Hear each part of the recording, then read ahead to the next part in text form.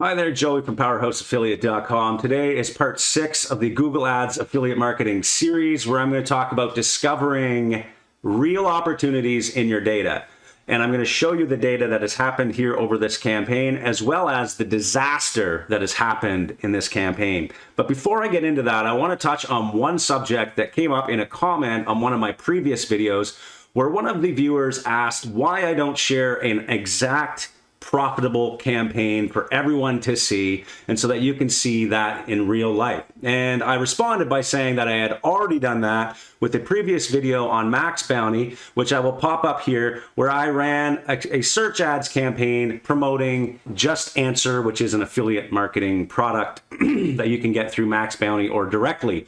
But I want to also touch on that subject for a minute here, because the reality is, on YouTube, by sharing these profitable campaigns online, what happens is you start to get a ton of people visiting your site, and you start getting a ton of competitors as well. That is why it's very rare to find somebody that is going to share an actual profitable strategy online, because in fact you are just creating competition for yourself. And I'm going to show proof of that here in a second when I show you some of the data on this campaign, which only spent a couple $100. But I'm going to show you that people were actually coming to my website, not from my ads. They were coming in, subscribing to the newsletter, and joining this pain relief newsletter, even though I knew they were marketers and not actual people coming in through my ad campaign. So all of these things happening make it so that it's very difficult to share profitable campaigns online, because in reality, it just shoots yourself in the foot. So if you're out there looking for profitable campaigns and profitable strategies on YouTube, just be wary that most people that do this and share this information will often hold back some information just for that particular purpose. But the reality is, this channel was created to show people ideas and inspire them to come up with ideas for themselves. I am a media buyer. I'm a multifaceted media buyer that is buying traffic on multiple different traffic sources to multiple different affiliate offers. I've been doing it for 20 years, and that is why I created this channel, to share some strategies and tips and ideas for you to use in your campaigns. If you like that kind of content, please, again, subscribe to my channel, and understand that oftentimes it is very difficult for me to share every single little detail about a campaign if I want to, in fact, use that campaign in the future. So that is why in the last video I said that I am not running this campaign publicly, because I knew for a fact that people would start using this and competing against me to try and copy the exact strategy. Well, what you're about to find out is that the campaign completely failed, and I'm going to show you exactly why. And then in the next video, which is part 7 of this series, I'm going to show you another campaign that I am running, but I am not going to be showing you the ads. I'm not going to be showing the landing page, but I'm going to be showing the data and how to scale Google Ads to that level. So if you want to see the disaster that has happened in this campaign, let's get into it. I'm going to show you how I would look at this data and come up with ideas and opportunities by understanding what just happened. Okay, so let's get into my computer and start looking at this campaign. Okay, here we are inside, and let's have a look at the data. Unfortunately, I only got to spend roughly $200 on this before the disaster happened. Let me just show you that disaster so you know what I'm talking about.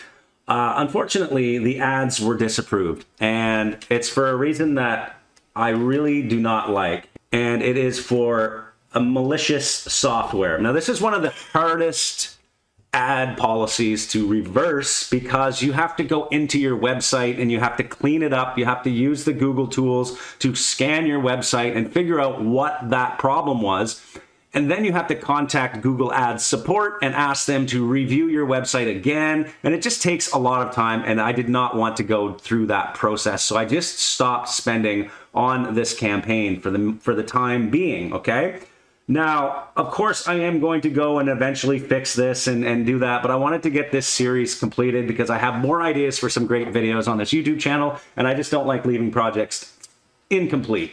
So here we are. I did get paused here after about a week of traffic. I think I started here on the 21st, paused it for a minute, and then we went back live for, well, I guess actually it stopped right here on the 28th. I'm thinking it has something to do with a plugin, because I'm using WordPress, and it could be some plugin flashing or flagging the Google Ads system. But anyway, with respect to that, that is why we only have $237 worth of data here. But let's talk about what I would do here if the campaign was still running and what I'm going to be doing to look for opportunities. And I'm going to show you some ideas. And then in the next video, again, I'll show you a campaign with more data so that we can talk about scaling in the future. So coming into my CPV lab report here, you can see I got 427 visitors with 18 clicks to the offer. No conversions on the front end, but I did get an actual ClickBank conversion I'm going to show you here in a second through the email follow-up.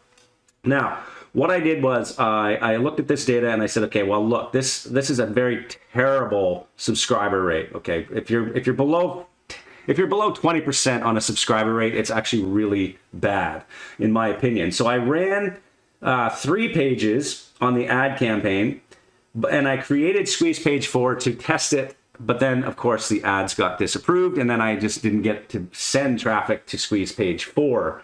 Now, what I'm also noticing is that people are visiting my website even after the campaign has been paused. And that's what I was talking about earlier, is that when you share public domains and you start sharing public information about your campaigns, you're going to get people coming in and messing with your data. Because you can see here, I'm still getting daily traffic to this site, even though I didn't optimize it for search engine optimization. This is not search engine traffic. This is people directly coming here by watching my previous videos on this series. They saw my landing page, they're coming here and they're subscribing, which is fine. This is the intent of this series, is to show people how to do it. I don't mind you coming here, but that is why I am not publicly sharing domains and all of that stuff in all of my videos, because it just simply doesn't make sense for me to skew my data by sharing this information. But of course, that is the purpose of this training. So let's just go through it, and feel free to come over to the site and go through the series and go through the actual setup, because that is why it's there. So now, looking at the data itself, the first thing I usually do on a search campaign is I look for opportunities in the keywords. Okay, that is the first opportunity I'm looking for in a search campaign, because we're working with keywords and that is our targeting. So I'm looking for keywords here that got a lot of subscribers, or what I'm looking for in particular is the landing page click-through rate. In this case, it would be the subscriber rate. We need more data. We need more clicks from these keywords before we can make some solid decisions. But let's just assume we have the data. We're looking for keywords and their intent, so that we can start focusing our future keywords and our ads around those particular keywords. This blank one here is actually people coming to the website from my YouTube videos, because it's not recording a keyword. That means those people actually came directly to my website without going through the Google Ads. So that's what I'm talking about. That's the data that I'm referring to that kind of messes with everything else, because now it's going to skew my my landing page performance as well. And you can see over time, this would be a problem. So when you're looking at keywords, you're looking for the intent, and then you're going to go back into your Google Ads setup, and you're going to start pausing or adjusting your keywords there. Another opportunity you want to look for is your actual operating systems.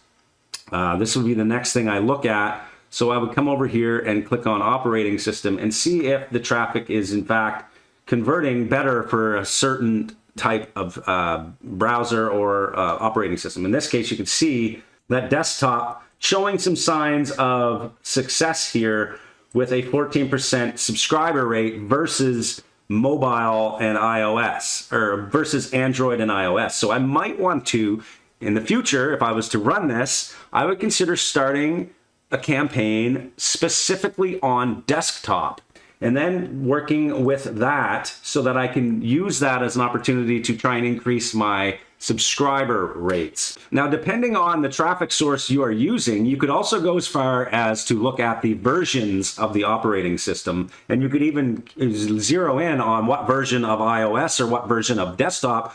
But here on Google Search Ads, there is no real opportunity to target these versions, but on places like Facebook or other traffic sources, you can actually get into the versions. Even on push ads, you can start targeting versions of people's operating systems, which is great. So that's an opportunity there that you should be looking at if you're looking at your data. With more data later on, you could actually start looking at the time of day, the hour that people are coming in, and you can actually adjust those on Google Search Ads, which is another great thing. But if you're using automated bidding on Google Search Ads, you don't have to really do that. And we'll talk about that in the next video when we talk about scaling and bidding. And you can also look at the browsers and other things here. All of this stuff available in CPV Lab Pro, and you can get access to that using the link down in the description.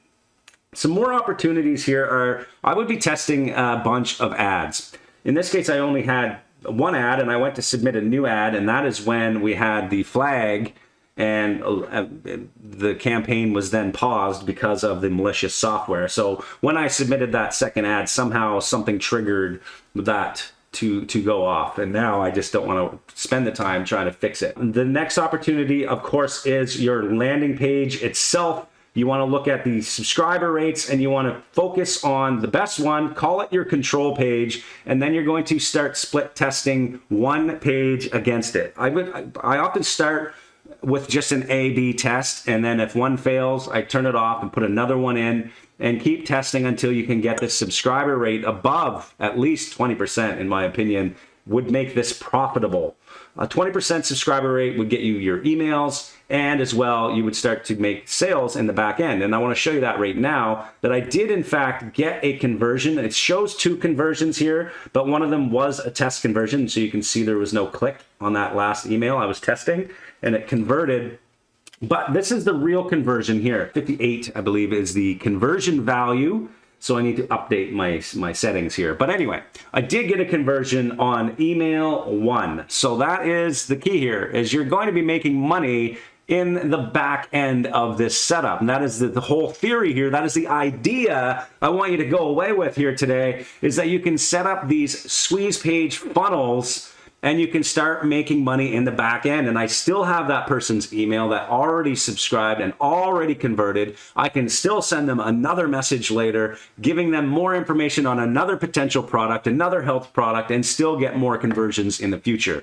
Okay, I hope that is clear, that the strategy here is what is important in this whole series of Google Ads training that I'm doing here. Okay, now I want to show you quickly just the subscriber rate on another campaign that I'm going to discuss later in the next video. But you can see here the subscriber rate is over 41%. Using the same exact strategy I'm describing here that we used for the pain relief one, but in this case it's a different product, different angle altogether. But you can see here that the subscriber rate of over 41% is possible. It is possible using paid ads, and you can see I am getting conversions on the front end to make this profitable. I'm paying about 50 to 75 cents per click on that. I didn't update the settings here, but you'll see that my cost would be less than $582 on the front end ad clicks, and I made $582 so far using this exact same strategy. And we're going to talk about that again, like I said, in the next video. So be sure to subscribe to this channel. Also, if you want more information on Google search ads themselves and how you can scale and set up these campaigns, your landing pages, tracking, everything you need to know, don't forget to check out the 30-day challenge course using the link in the description down below. So I'm going to leave that for today, and please come back to the next video where we're going to start talking about more things that you can do inside your Google Ads account to optimize and scale. And hopefully that video was informative. And if you ever have any questions about my content, or if you think I'm hiding something, or if you think something has been left out or something is unclear, always feel free to comment. I will always respond. And please don't forget to smash the like button and come back and subscribe to my channel and share this with anyone who you think will be inspired to come up with ideas of their own. Thanks for watching. See you next week.